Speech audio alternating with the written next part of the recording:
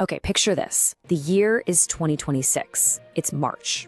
And the White House isn't calling for peace talks. It's not trying to de-escalate. No, the demand is for Iran's unconditional surrender. Think about that phrase. We really haven't heard that used seriously since World War II. But there's a huge problem with making that demand. And that problem is summed up perfectly by former CIA analyst Larry Johnson. What he's saying is this: the United States is pushing all its chips to the center of the table, betting on a hand that, in reality, just might not be there. So in this explainer, we're going to break down the critical military and economic weaknesses hiding behind all this tough talk. Stay till the end because we're going to reveal some shocking realities behind this conflict. Okay, let's dive into this. So first up, we've got to talk about what might be the US military's single biggest vulnerability. It's called the asymmetric blind spot. And to get it, you need to understand something called the kill chain. Now that's just the military's step-by-step process. You find a target, you track it, you take it out.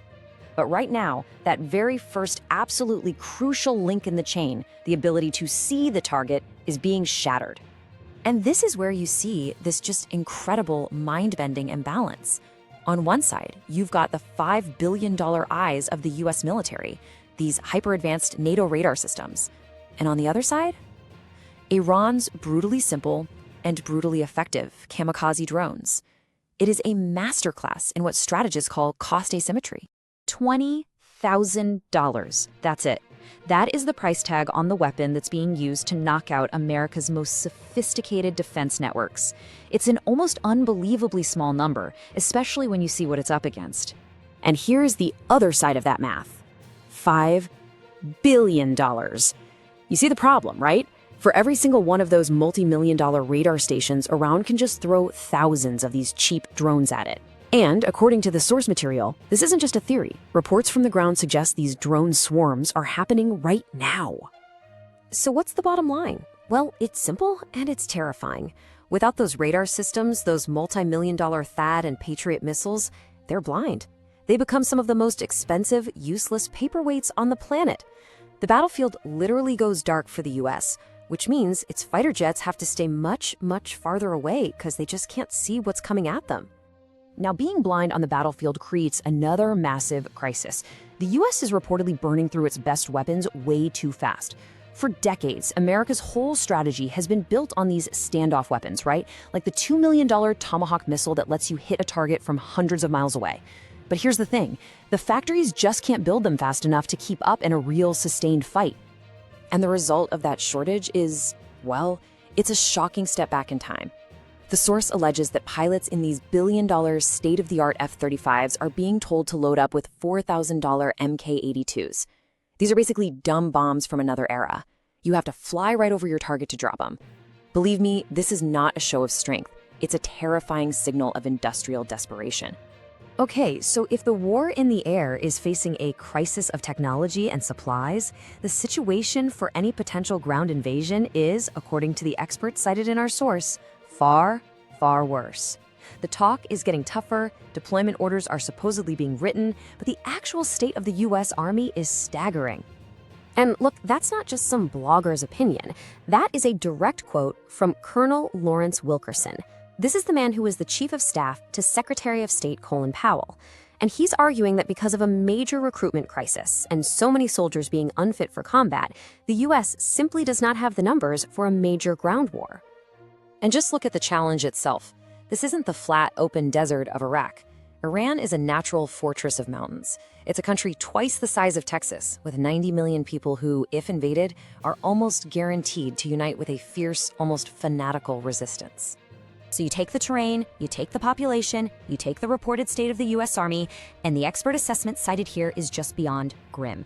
They estimate that the survival time for American boots on the ground would be less than 2 weeks before they're completely overrun. It wouldn't be a war, it would be a slaughter.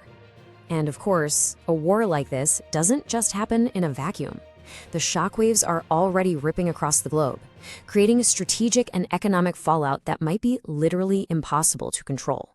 So the sources we're looking at claim that while all the Western news cameras are pointed at Tehran, there's a near total media blackout over what's happening in Israel.